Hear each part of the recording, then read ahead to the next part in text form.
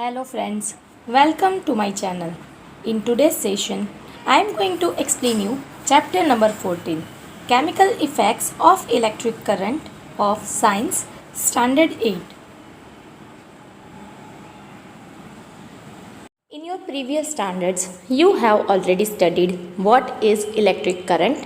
In 7th class, you have also studied about some of the effects of electric current like heating effect and electromagnetic effect. In this chapter, I am going to explain you about some of the chemical effects of electric current. So let's start. The materials which allow electric current to pass through them are good conductors of electricity. You have already studied about this कि कुछ materials ऐसे हैं जिनके अंदर से ना electric current pass हो सकता है, उनको हम इलेक्ट्रिसिटी के गुड करंट्स बोलते हैं. The materials which do not allow electric current to pass through them easily are poor conductors of electricity.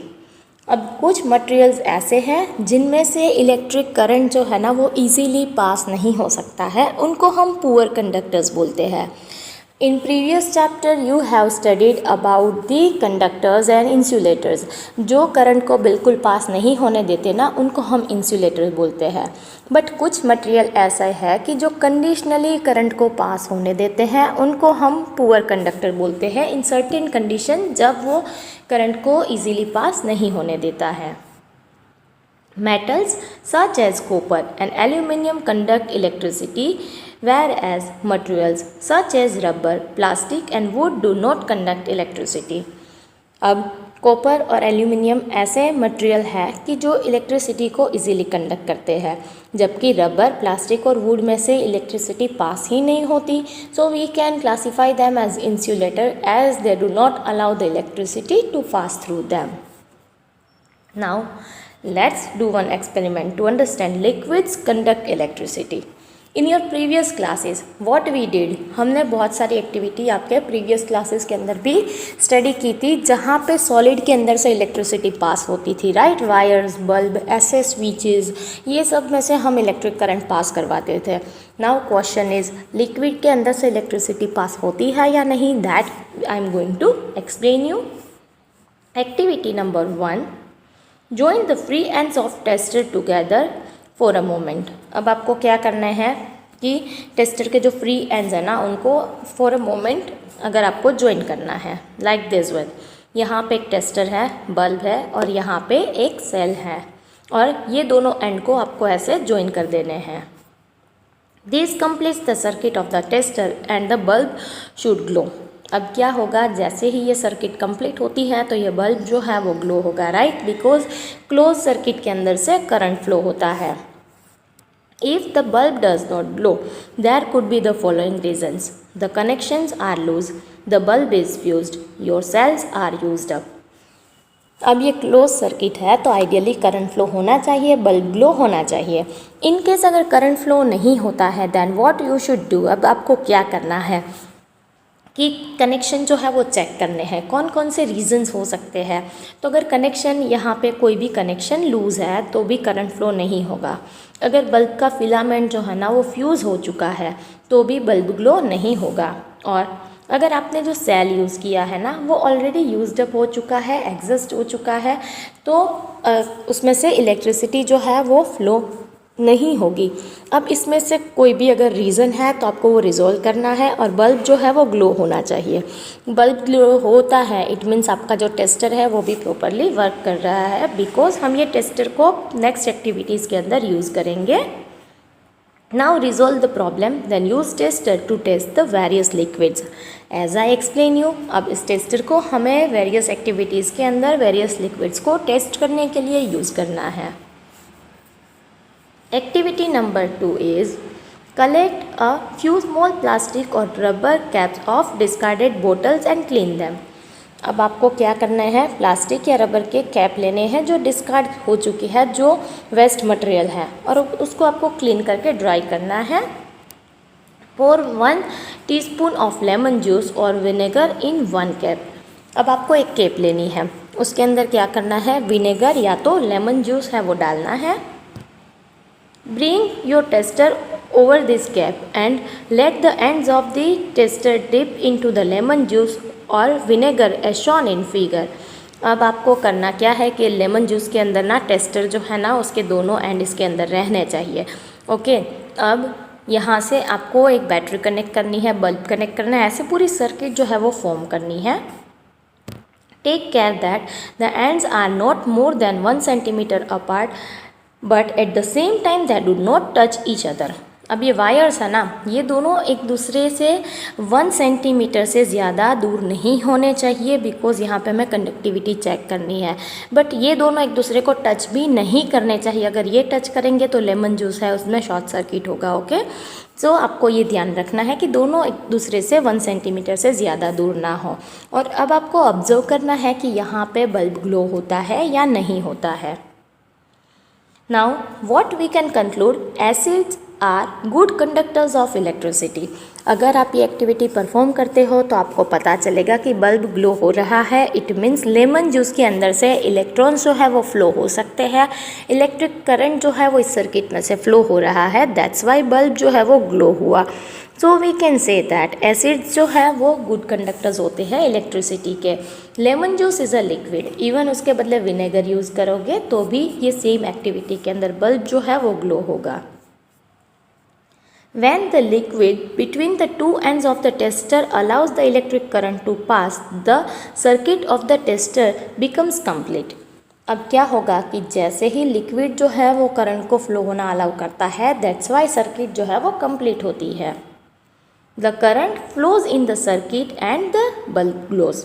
As I said, current flow होगा, दैट्स वाई बल्ब जो है वो ग्लो हो रहा है. When the liquid does not allow the electric current to pass, the circuit of the tester is not complete and the bulb does not glow. अगर यहाँ पे मान लो कि आपने कोई एक लिक्विड अंदर इंसर्ट किया है और अगर वो बल्ब ग्लो नहीं हो रहा है, व्हाट डज इट मीन कि सर्किट जो है वो कंप्लीट नहीं हो रही है. It acts like an open circuit जब बल्ब ग्लो नहीं होगा. और यहाँ पे अगर लिक्विड स्विच के बदले कोई ऐसा लिक्विड है कि जो करंट फ्लो करना अलाउ करेगा तो बल्ब ग्लो होगा, अदरवाइज बल्ब जो है वो ग्लो नहीं होगा.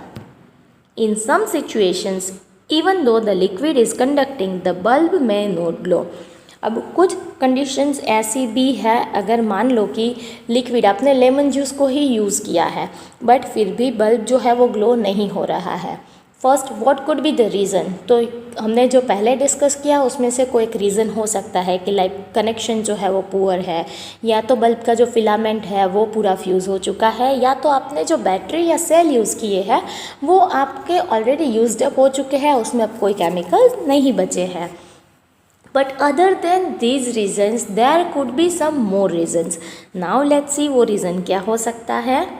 Due to the heating effect of current, the filament of the bulb gets heated to a high temperature and it starts glowing. अब बल्ब जो है वो वर्क कैसे करता है, तो बल्ब के अंदर एक फिलामेंट होता है. जैसे ही वो फिलामेंट के थ्रू करंट फ्लो होगा ना, तो वो फिलामेंट जो है वो गर्म होता है और हाई टेम्परेचर की वजह से वो ग्लो होता है. If the current through a circuit is too weak, the filament does not get heated sufficiently and it does not glow. अगर मान लो कि जो सर्किट है ना उसके अंदर जो करंट फ्लो हो रहा है वो काफ़ी वीक है, इट मीन्स करंट जो है उसका मैग्नीट्यूड काफ़ी कम है, वैल्यू काफ़ी कम है, तो फिलामेंट जो है ना वो सफिशेंटली गर्म नहीं होगा, तो वो ग्लो नहीं करेगा. बिकॉज जब फिलामेंट सफिशेंटली गर्म होता है तब भी वो ग्लो करता है.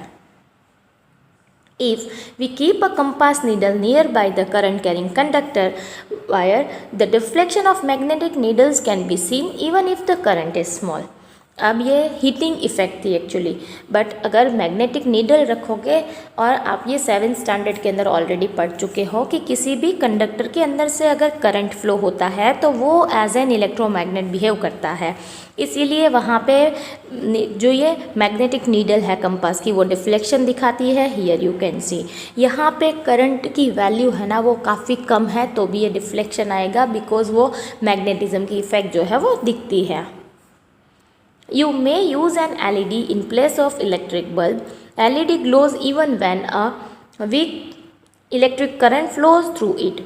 आप दो चीज़ कर सकते हो बल्ब यूज़ करने के बदले, या तो इलेक्ट्रोमैग्नेटिक इफ़ेक्ट जो है उसको यूज़ करो, वो एक्सपेरिमेंट आपको करना है जिसमें एक कंपास नीडल चाहिए, या तो आप एलईडी यूज़ कर सकते हो बल्ब के बदले, बिकॉज एलईडी के अंदर काफ़ी वीक करंट यानी कि स्मॉल अमाउंट ऑफ करंट भी फ्लो होता है, तो भी एलईडी जो है ना वो ग्लो होती है। There are two wires called leads attach to an LED light emitting diode. अब एलईडी का जो फुल फॉर्म है वो लाइट एमिटिंग डायोड है, और इसके अंदर ना दो वायर्स होते हैं जिनको हम लीड्स बोलते हैं। Here you can see the leads of the LED, ये दोनों लीड्स है। One lead is slightly longer than the other.